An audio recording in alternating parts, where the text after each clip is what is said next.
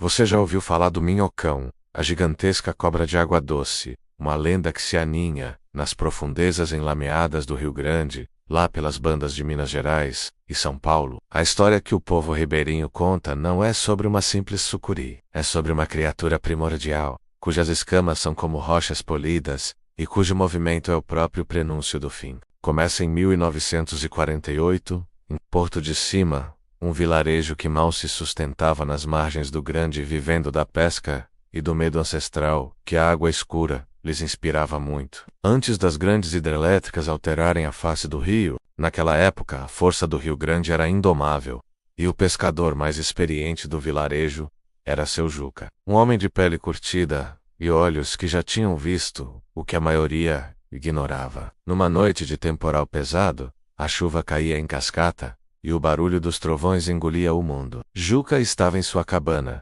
remendando a rede sob a luz fraca de um lampião a querosene, quando o chão tremeu. Não foi um tremor comum. Foi um movimento lento, profundo, como se a própria terra estivesse respirando. Os cachorros uivaram em uníssono, um lamento agudo que não era de medo, mas do terror puro. As vasilhas de barro caíram das prateleiras, e o cheiro de lodo e enxofre subiu do rio, com uma intensidade sufocante. Juca, sabendo que não era coisa de Deus nem de homem, agarrou sua espingarda e correu para a margem. A cena que encontrou era de arrepiar o espinhaço.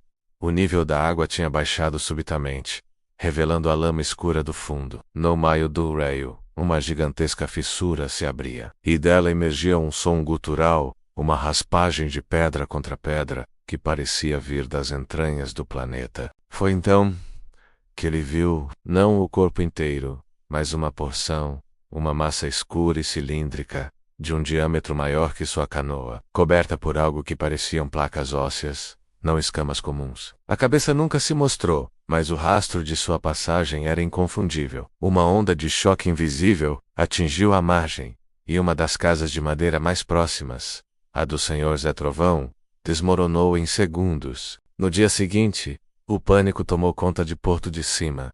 O rio estava agitado, cheio de peixes mortos e galhos retorcidos. Mas a marca mais assustadora era a depressão na margem.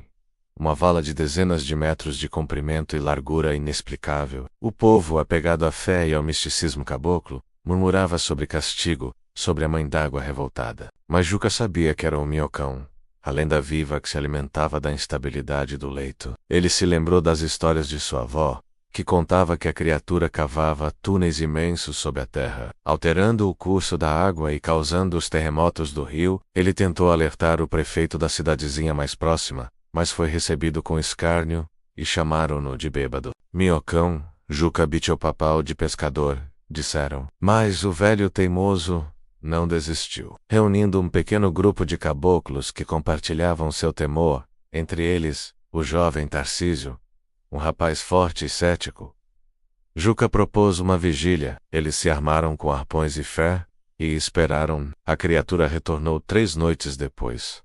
E desta vez o ataque foi mais direto. O tremor começou suave, mas rapidamente se intensificou, transformando-se em violentas sacudidas. O vilarejo, já fragilizado, começou a ruir. Tarcísio gritou quando viu o barranco ceder, engolindo a igrejinha de taipa. Não é tremor, Juca. É ele que tá vindo, berrou o rapaz. Juca viu a água subir e descer em um ritmo antinatural, como se estivesse sendo sugada e expelida por algo gigantesco. O clímax veio quando uma seção da cobra emergiu completamente, a cerca de 100 metros deles. Era de um marame escuro, quase preto, e emitia um odor de terra molhada e decomposição. Seu movimento era lento, mas implacável, e a visão de sua pele rugosa e endurecida, que parecia coberta de sedimentos de milênios, congelou o sangue de Tarcísio. Juca, em um ato de desespero e coragem ancestral, disparou. O tiro de espingarda, ridículo contra tamanha criatura, ricocheteou em suas placas com um som metálico, apenas servindo para enfurecê-la.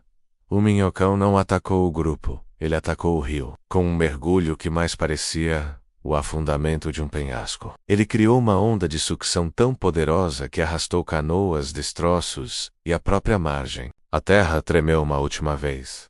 E quando a água se acalmou, Porto de Cima não existia mais. Foi engolida pelo rio, seus alicerces desfeitos e suas casas levadas. Juca e Tarcísio foram os únicos sobreviventes. Agarrados a um pedaço de tronco que a correnteza empurrou para longe do epicentro da destruição.